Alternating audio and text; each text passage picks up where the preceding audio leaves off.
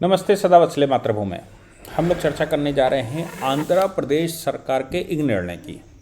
और आंध्रा सरकार मैं दक्षिण भारत के उस कानून से जो Hindu endowment religious endowment act की बात करता है, और तमिलनाडु ने तो पूरे मंदिरों पर वैसे कब्जा करके रखा है। कर्नाटक ने भी अभी एक रेजोल्यूशन पास किया है।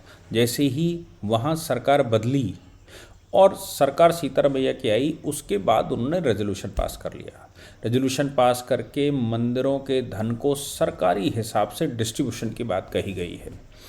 मुख्य मंदिरों से पैसा लेंगे, सरकार ले लेगी। फिर उनका कहना ये है कि वो मंदिरों को करेंगे, लेकिन मंदिरों को जो पैसा सीधा जाता था सरकार की तरफ से, जैसे मस्जिदों को जाता है, जैसे इमामबाड़ों को जाता है, जैसे मस्जिदों के मेंटेनेंस पर जाता है, एंशिएंट कल्चरल इमारतों के नाम से मेंटेनेंस पर जाता है, वो उसी तर्ज पर मंदिरों को कुछ पैसा पिछली सरकार देती थी, मुंबई सरकार उनको देती थी।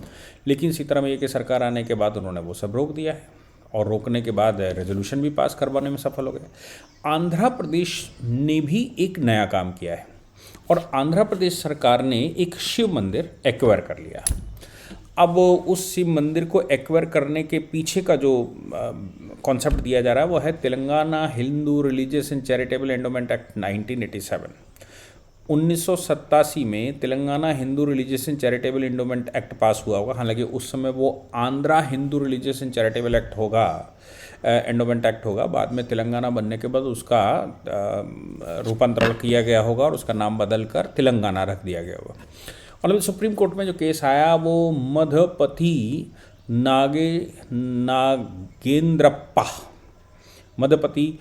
नागेंद्रप्पा वर्सेस स्टेट ऑफ तेलंगाना। इस केस में ऑनरेबल कोर्ट की दो जजों की bench, honourable justice M Sundaresh, honourable justice L V N Bhatti, इनकी अदालत में ये आर्ग्यू किया गया कि भगवान शिव के अवतार का एक मंदिर, उस मंदिर को जिसका नाम मिचिलेश्वर नाथ टेम्पल है, उसको आंध्र प्रदेश की सरकार ने अनलॉफुली टेक ओवर कर लिया है। अब अनलॉफुली टेक ओवर वो क्यों कह रहे हैं? उन्होंने जो तर्क दिया है सरकार को, कोर्ट को, और तर्क में उन्होंने कहा कि साहब जो कानून का प्रादुर्भाव है, यानी कि Telangana Hindu religious and charitable endowment act 1987, इसमें अगर किसी मंदिर के मैनेजमेंट में कुछ खामियां पाई जाती हैं, मैनेजमेंट गलत तरीके से आपको लगता है, वो बेईमानी कर रहा है, वो सही से उसको नहीं चला रहा है, या और कुछ गड़बड़ी लगती है, उसमें कुछ करप्शन आपको दिखता है, उसमें कुछ आपको ऐसा दिखता है जो गलत हो रहा है, तो ऐसी परिस्थिति में ट्रस्ट के बदलाव तक जो एग्जीक्यूटिव ऑफिसर्स हैं वो उसको हैंडओवर ले सकते हैं। एग्जीक्यूटिव ऑफिसर्स हैंडओवर लेने के बाद उसमें ट्रस्ट का बदलाव कर दें, नियम धर्म बना दें, और ट्रस्ट के बदलाव करने के बाद वो फिर ट्रस्ट को हैंडओवर कर दें। लेकिन सरकार को ऐसा कोई अधिकार नहीं है, क्योंकि आर्टिकल 25 और आर्टिकल 26 आपको पता है ना, मुस्लिम और ईसाई सभी आर्टिकल 25-26 का हवाला देते हैं। मस्जिदें आर्टिकल 25 का अधिकार है। ये जो क्रिश्चियनों के चर्च, क्रिश्चियनों के जो उन्होंने स्कूल खोल रखे हैं, उन्होंने अस्पताल खोल रखे हैं, वो सारे के सारे उनके पास क्लेम है आर्टिकल 25 से 28 तक हमको फंडामेंटल राइट है, हमको रिलीजियस प्रोपगेशन का फंडामेंटल राइट है, हमको रिलीजियस संरक्षण का फंडामेंटल राइट है, हमको पूजा पाठ की पद्धतियों का फंडामेंटल राइट। सबको फंडामेंटल राइट अगर आर्टिकल 25-26 में है, तो वो आर्टिकल 25-26 मैंने पढ़ा उसमें कोई माइनॉरिटी तो लिखा नहीं है। उसमें तो ये लिखा है कि किसी भी रिलीजियस इंस्टीट्यूशंस को, किसी भी रिलीजन के प्रोपोगेशन को राइट है। अगर मस्जिदों को राइट है, अगर चर्चों को राइट है, अभी चर्च वाला केस मैंने तमिलनाडु हाई कोर्ट का आपको उस दिन मद्रास हाई कोर्ट का कोर्ट किया था, जिसमें मद्रास हाई कोर्ट ने कहा भले ही ये प्राइवेट ऑर्गेनाइजेशन हो, लेकिन इस पर रिट जुरिडिक्शन लगेगा, क्योंकि तुम पब्लिक को डील कर रहे हो, क्योंकि तुम्हारे पास लाखों लोग जनता के पहुंच रहे हैं।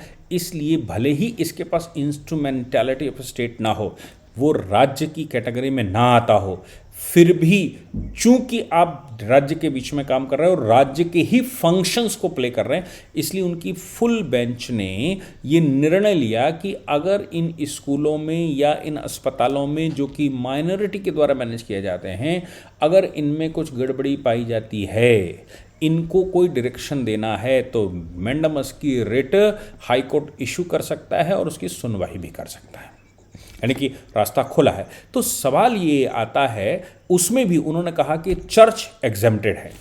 मैंने उसका पूरा इंटरप्रिटेशन आपको करके बताया था कि 1927 से लेकर 1965 तक किस प्रकार से चर्चों की प्रॉपर्टी के ऊपर भारत सरकार के कानून आए, और चर्च आज की तारीख में चर्च मैनेजमेंट आपके पास हो सकता है, लेकिन चर्च की प्रॉपर्टी राज्य सरकार को चेक करनी है कि वो उनकी है या नहीं है। ये सर्कुलर उस समय शास्त्री जी की सरकार ने 1965 में इशू किया था। इंदिरा सरकार की हिम्मत नहीं पड़ी इस विषय पर, हिम्मत नहीं पड़ी नेहरू जी की, बाकी किसी की नहीं पड़ी, लेकिन लाल बहादुर शास्त्री जो कि केवल 18 महीने के लिए बैठे थे और उनकी, ऐसा लोग कहते हैं कि उनकी ताशकंद में हत्या कर दी गई थी, उनका चेहरा बिल्कुल काला पड़ गया था, तो शास्त्री जी ये हिम्मत कर पाए थे। इन्हीं कारणों से संभव है कि उनके पीछे कुछ रिलीजियस माफिया उनके पीछे पड़ गए हों और ताशकंद तक पहुंच गए हों। खैर, लेकिन सवाल यहाँ पर यह है कि उस समय जब मस्जिदों की वो जो ज़मीनें हैं, जो चर्चों की ज़मीनें हैं, वो चर्च आपका हो सकता है, ज़मीन भारत सरकार की है, ज़मीन राज्य सरकार उसको एक्वायर कर सकती है, ये सब बातें सामने। तो आर्टिकल 25-26 में जब आप ये कह रहे हैं कि आपको रिलीजियस प्रोपोगेशन करने की अधिकार है, अपनी मान्यताओं को मानने का अधिकार, तो क्या ये आर्टिकल हिंदुओं के लिए नहीं है? क्या हिंदुओं को अपनी मान्यता के अनुसार मैनेज करने का अधिकार नहीं है? क्या हिंदुओं को अपनी मान्यता के अनुसार अपने मंदिरों को संरक्षण करने का अधिकार नहीं है? कोर्ट के अंदर जो चैलेंज किया गया है वो ये किया गया है कि आर्टिकल 25-26 में जो अधिकार है, उस अधिकार का उल्लंघन है, जिसमें इन लोगों ने मंदिर को कब्जा कर लिया है। अब मंदिर का कब्जा वहाँ कैसे होता है? मंदिर के कब्जे की जब हम बात करते हैं तो मंदिर का कब्जा सीधी सी बात है, वो स्टेट की, उनकी स्टेट की कमेटी रहती है, वो एग्जीक्यूटिव कमेटी जाकर उसको अपॉइंट कर दिया जाता है कि कल से ये लोग देखेंगे। जो एग्जीक्यूटिव ऑफिसर होता है टेम्पल्स का, टेम्पल के लिए बनाया गया है हिंदू रिलीजियस एंडोमेंट एक्ट के तहत, वो एग्जीक्यूटिव ऑफिसर वहाँ पर अपॉइंट कर दिया जाता है उस मंदिर में, और कमिश्नर के द्वारा, आप जो रिलीजियस कमिश्नर रहता है उसके द्वारा अपॉइंट किया जाता है, वो उसकी देखभाल करने लगता है, वहाँ पर वो बदलाव करने लगता है, पुजारियों को हटाने बोटाने लगता है, वहाँ के गल्ले पर कब्जा कर लेता है, वहाँ का पैसा सरकार में जमा करने लगता है, और वो पूर्ण रूप से उसको इंटरफेरेंस करने लगता है। यानी कि अब सरकार के संरक्षण में या सरकार के कब्जे में वो मंदिर होगा। ऑनरेबल कोर्ट के सामने जो रिक्वेस्ट है वो ये है, क्या मंदिरों को मैनेज करने के लिए आर्टिकल 25-28 का राइट नहीं है? क्या मस्जिदें और जो चर्च हैं उसके समतुल्य मंदिर नहीं? मंदिर इतने निकृष्ट स्थिति में हैं कि सरकार उस पर कब्जा करके रखेगी।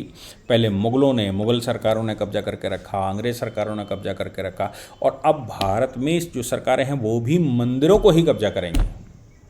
वो क्यों नहीं मस्जिदों को पर भी वही कानून लागू करते हैं? क्यों नहीं वो चर्चों पर भी वही कानून लागू करते हैं? क्यों नहीं हिंदू रिलीजियस एंडोमेंट एक्ट की जगह पर रिलीजियस एंडोमेंट एक्ट पास करते हैं? रिलीजियस एंडोमेंट एक्ट पास करिए, राज्य के सारे मस्जिदें, सारे इमामबाड़े, सारे ईदगाह, सारे चर्च, सारे प्रेयर स्थल, ये सब कुछ मैनेज करिए ना।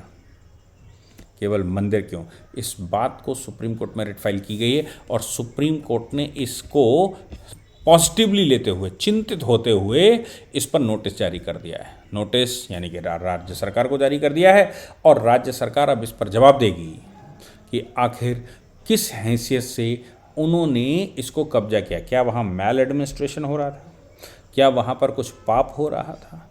क्या वहाँ पर कुछ गलत हो रहा था? क्या वहाँ पर फाइनेंशियल समस्या थी? आखिर कारण क्या है? ऐसा कोई कारण बताए बगैर एग्जीक्यूटिव ऑफिसर उस पर कैसे बैठ गया?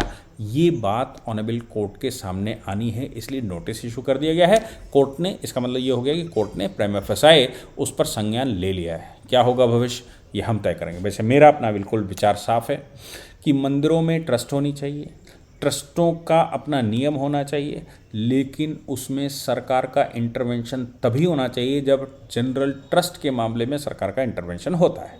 ट्रस्ट के मामले में, सोसाइटीज़ के मामले में, नॉन प्रॉफिटिंग कंपनी के मामले में ये तभी इंटरवेंशन होता है जब सरकार को लगता है कि ट्रस्ट एक्ट का पालन नहीं हो रहा है और वो थोड़े समय के लिए करके नई ट्रस्ट बनाकर उसकी जो कमियां हैं उनको दूर करके फिर वो हट जाते हैं, फिर वो स्वायत्त संस्थाओं की तरह काम करते हैं।